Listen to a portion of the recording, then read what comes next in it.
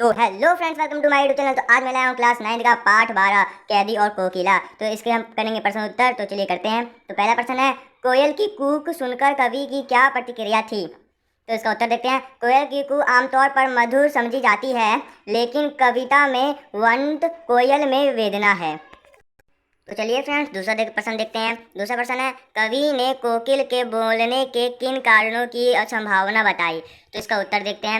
इसका उत्तर पहला देखिए, कोकिला शायद कोई संदेशा पहुंचाना चाहती है। दूसरा देखिए, समस्या गंभीर है इसलिए वह सुबह होने की प्रतीक्षा नहीं कर पाती है। तीसरा देखिए, कोकिला कवि की यातनाओं सहानुभूति सख्त करने वह आई है। चौथा देखिए, कवि के आंसू पोंछने आई है। तो चलिए तीसरा प्रश्न देखते हैं। तीसरा प्रश्न में है, इस शासन की तुलना तम के प्रभाव से गई है और क्यों। इसका उत्तर देखिए, अंग्रेजी शासन की तुलना कवि ने तम के स्वभाव से की है, क्योंकि अंग्रेज शासन प्रणाली अन्यायपूर्ण थी। वह हमारे देशवासियों पर अनेक प्रकार से जुल्म ढा रही थी। तो चलिए चौथा प्रश्न देखते हैं। चौथे प्रश्न में है, कवि ने आधार पर पराधीन भारत की जेलों में दी जाने वाली यातनाओं का वर्णन कीजिए। तो इसका उत्तर देखिए, पराधीन भारत की जेलों में अनेक यातनाएं दी जाती थी। कैदियों से पशुओं की तरह काम करवाया जाता था। अंधेरी कोठरियों में कैदियों को जंजीरों से बांध कर रखा जाता था। तो चलिए नेक्स्ट प्रश्न देखते हैं। तो देखते हैं।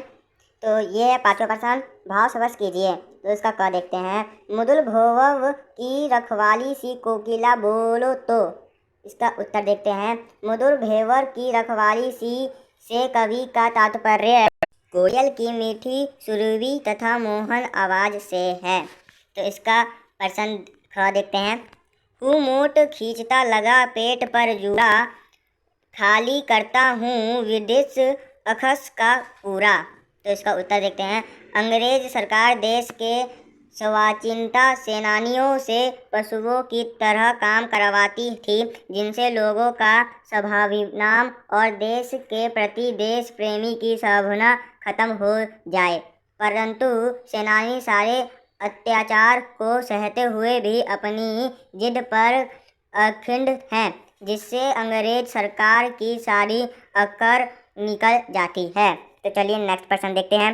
नेक्स्ट प्रश्न है छठा। तो अर्धरात्रि में कोयल की चीख से कवि को क्या अनदेखा होता है। तो इसका उत्तर देखते हैं, अर्धरात्रि में कोयल के चीखने से कवि को अनेकों अनदेखे होते हैं, जैसे शायद कोयल पागल तो नहीं हो गई है, या शायद वह किसी कष्ट में है।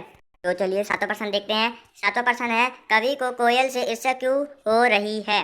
तो इसका उत्तर है, कवि को कोयल से ईर्ष्या का मुख्य कारण उसकी स्वास्थ्यता से है। तो चलिए आठवां प्रश्न हैं। आठवां आखिरी प्रश्न है इसका।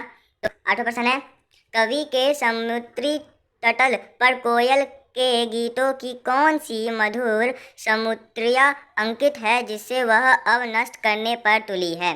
तो इसका उत्तर देख लेते हैं।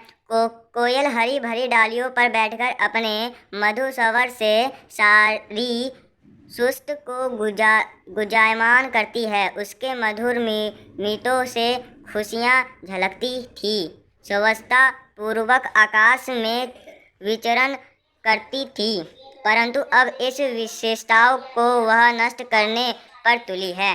तो हेलो, तो फ्रेंड्स, आपने अभी तक हमें सब्सक्राइब नहीं किया तो प्लीज़ सब्सक्राइब कर देना, क्योंकि मैं इसके आगे भी वीडियो डालूंगा हर चैप्टर के। तो आपको सब्सक्राइब करना है, जो घंटा आता है उसको पकड़ के हिला देना है, जिससे कि मैं जो भी वीडियो डालूँ सबसे पहले आपको पता चल जाए। तो आपको इस पर शेयर करना है इस वीडियो को, और कमेंट बताना है कि आपको कौन कौन से चैप्टर चाहिए। तो धन्यवाद, जय हिंद।